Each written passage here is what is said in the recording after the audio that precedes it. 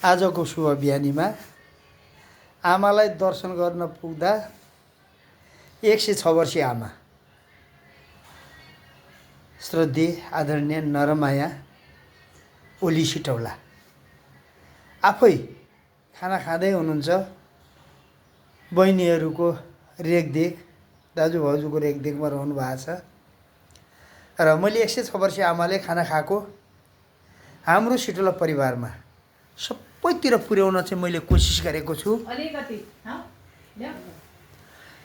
यो उमेरको आमाको स्वास्थ्य उहाँको अवस्था मैले सबैको बीच राख्न पनि चाहेँ र मैले आमालाई दर्शन गर्नुभन्दा अगाडि यो रिल चाहिँ छुट्छ कि भनेर सबभन्दा पहिला मैले आमालाई यहाँ कैद गरेको छु।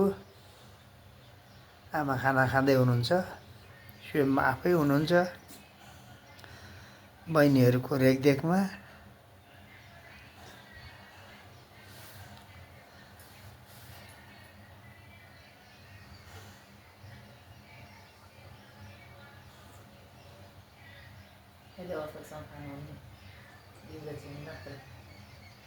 त्यहाँ अहिले खाना चाहिँ के खानुभयो त?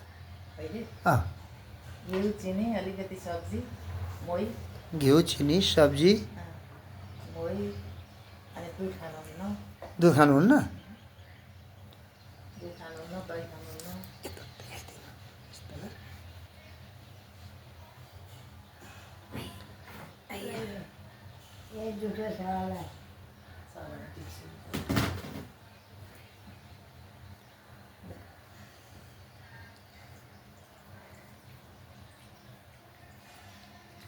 छोरो ए कहिले आउँछ यहाँ कहिले कहिले आमा दर्शन नमस्ते। दर्शन दर्शन आमा दर्शन गरे अरे नमस्ते नमस्ते भिडियो पहिलेकै साइलो चाहिँ आउँछ अरे, छोरो चाहिँ अहिले आज आएछ। अनि भात केसित खानुभयो त आमा? भात खाइयो? भात केसँग खाइयो? खुत्केको थियो नि मिठो थियो कि थिएन? घिउ थियो चिनी थियो अचार थियो खायो। तरकारी थिएन? खाएको हुन्छ त। ल परिवारलाई सबैलाई धन्यवाद। आमाले कान सुन्नुहुन्न र आमाको आवाज चाहिँ जति हामीले सुन्यौँ त्यति मात्रै हो।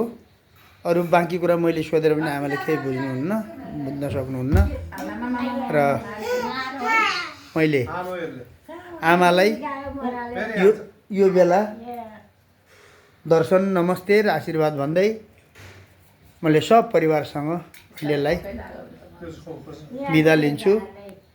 हस् त, धन्यवाद। आज 2082 कार्तिक 12 गतेको शुभ बिहानीमा मैले आमाको दर्शन गर्ने अवसर प्राप्त भयो। यही कुरा राख्दै म सबैसँग बिदा लिन्छु। हस् त, धन्यवाद।